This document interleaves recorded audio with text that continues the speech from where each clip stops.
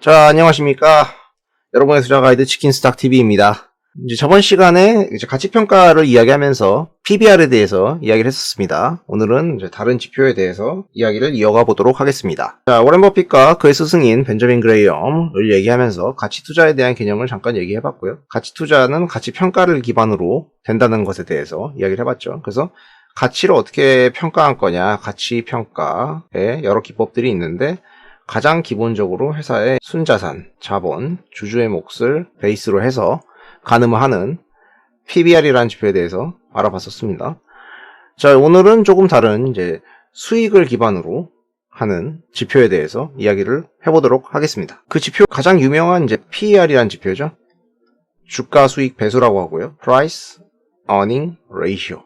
자, 주가를 주당 순이익으로 나눈 거고, 똑같은 거는 이제 시가총액을 당기순이익으로 나누는 거죠.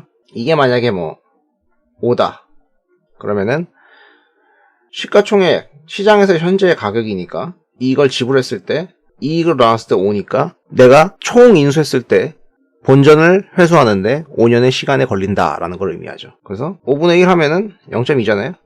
연간 기대 수익률은 20%라고 할 수도 있습니다.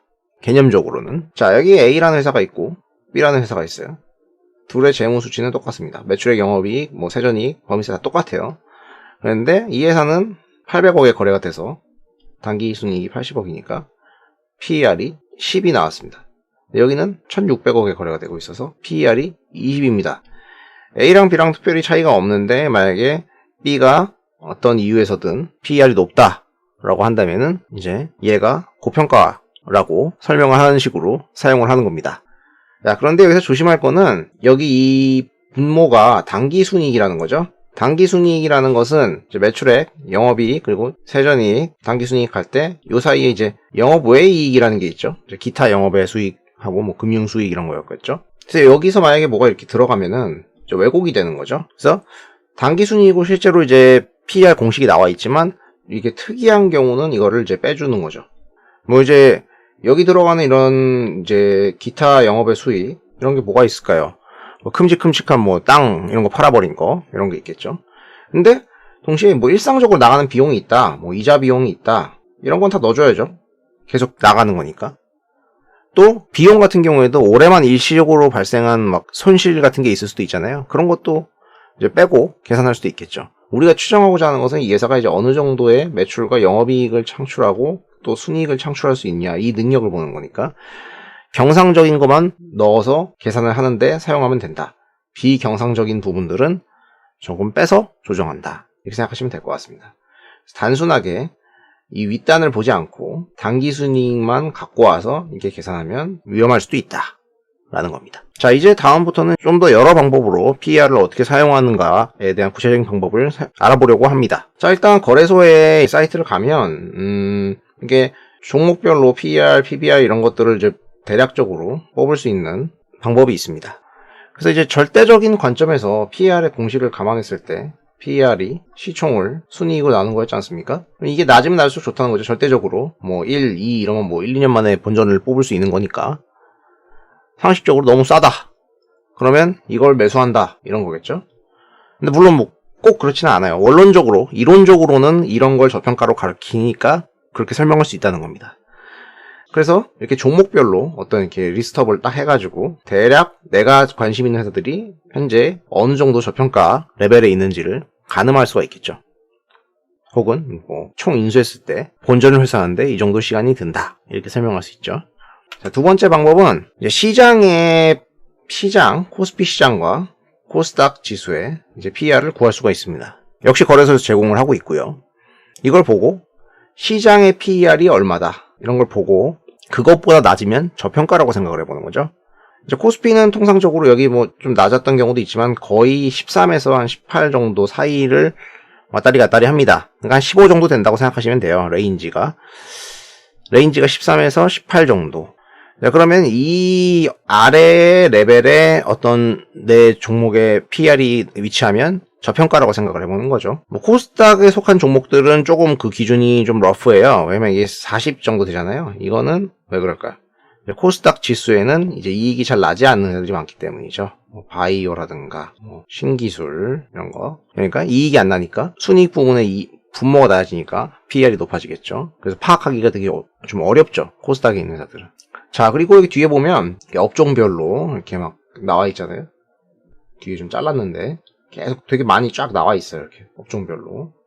이게 나와 있으면 각 업종별로 또 PER을 구할 수가 있거든요. 여기서 이제 구분해 주는 거는 거래소에서 구분해 주는 이제 지수별로 나와 있는 PER이고, 또 네이버 증권 사이트에 가면은 이렇게 업종별로 따로 구분을 해서 PER 같은 것도 확인을 할 수가 있습니다.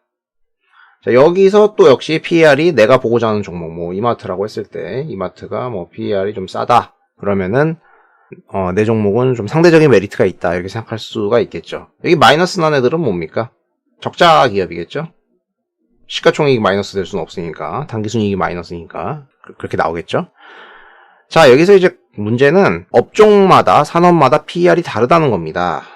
왜 업종마다 PER이 다른가? 그 이유는 PER의 공식이 시가총액을 순이익으로 나오는 거였죠. 그 이유는 이렇습니다. 일단 잘 될 것 같은 산업은 사람들의 관심이 많죠. 막 기대가 반영이 돼요. 그럼 이제 시가총액이 막 이렇게 올라가기 시작합니다. 그러면은 현재 이익 대비 이제 주가가 많이 올라가 있으니까 상대적으로 고평가됐다고 생각할 수 있죠. 그리고 반대로 어떤 산업이 되게 지루하고 재미가 없을 것 같은 산업이다. 그러면은 여기 이렇게 떨어지겠죠. 그래서 시장에서 관심이 없어서 사고파하는 사람이 적어서 시가총액이 작아지니까 PER이 싸지는 경우가 발생하는 겁니다. 혹은 시가총액은 그대로인데 뭐 이익이 늘어가지고 PER이 떨어지는 경우도 있죠. 자, 이렇게 여러 각도로 PER을 활용해서 여러분들은 이제 회사가 투자를 할 만한 것인가에 대해서 가늠을 해보는 것입니다. 전통적인 의미의 가치 투자자들은 PER이 낮은 거를 주목하죠. low. 근데 아까 말씀드렸듯이 PER이 낮은 산업들은 뭔가 지루해 보이고 좀 이런 산업들이 많거든요. 근데 가치 투자자들은 지루한 산업이니까 알짠데도 저평가되는 경우가 많더라. 그러면은 아무리 지금 지루해 보여도 이게 저평가가 나중에 재평가가 되는 특성이 있다라는 점을 믿는 거죠. 자, 그래서 어떤 이제 PER 레벨이 있어서 추정되는 수익 가치가 이렇게 쫙 있다고 치면은 이번에도 이 언더에서 매수를 해서 여기서는 이제 매도를 하는 이런 방식으로 투자를 하고자 하는 거죠. 그레이엄 같은 경우에는 이제 여러 다른 기준들도 있었습니다만은 현명한 투자자에서 하는 얘기로는 이제 PER이 15배까지는 이제 괜찮다. 요 밑으로 이제 사면은 괜찮은 것 같다. 이런 생각을 했었죠. 물론 여기서도 이제 안전마진은 적용이 됩니다. 어떤 내가 추정한 적정한 배수의 적정 PER에 감안한 이제 시총이 있을 거 아닙니까? 목표가라고 합시다. 그럼 이거보다 버퍼를 두는 거죠. 살 때 가능하면 떨어져 있을 때 사면은 버퍼가 생기죠.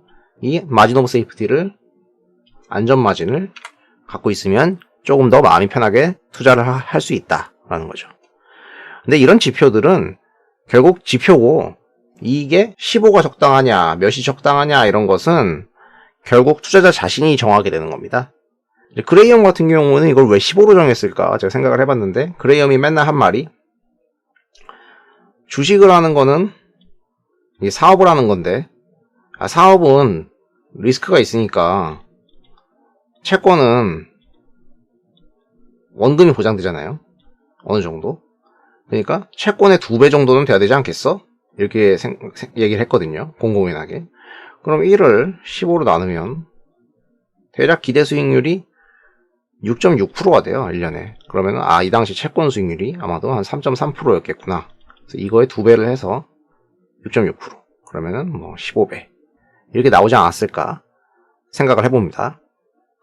만약에 이제 여기서 PER의 역수가 연 기대 수익률이라고 할 수 있으니까 난 단순히 뭐 5%면 돼 이렇게 생각하면 1을 5% 나누면 20배까지는 내가 생각하는 매수 에어리아 안에 들어올 수 있는 것이고, 기대 수익률이 만약에 본인이 되게 높아질수록 PER이 낮은 저평가 회사가 내 눈에 들어오는지를 살펴봐야겠죠. 자, 오늘은 이제 PER의 기초적인 개념에 대해서 간단하게 다뤄보았습니다. 제가 오늘 뭐 해야 될 얘기가 많은데, PER 같은 경우에는 이제 가장 일반적이고 누구나 살펴보는 잘 아는 지표이기도 하지만 동시에 많이 오해하거나 잘못 적용하는 지표이기도 합니다. 그 부분에 대해서는 응용편에서 따로 짚어보도록 하겠습니다. 네, 영상이 도움이 되셨다면 구독과 좋아요를 부탁드리고요. 질문사항이 있으시면 댓글로 달아주시면 피드백 드리도록 하겠습니다. 지금까지 치킨스탁TV였습니다. 감사합니다.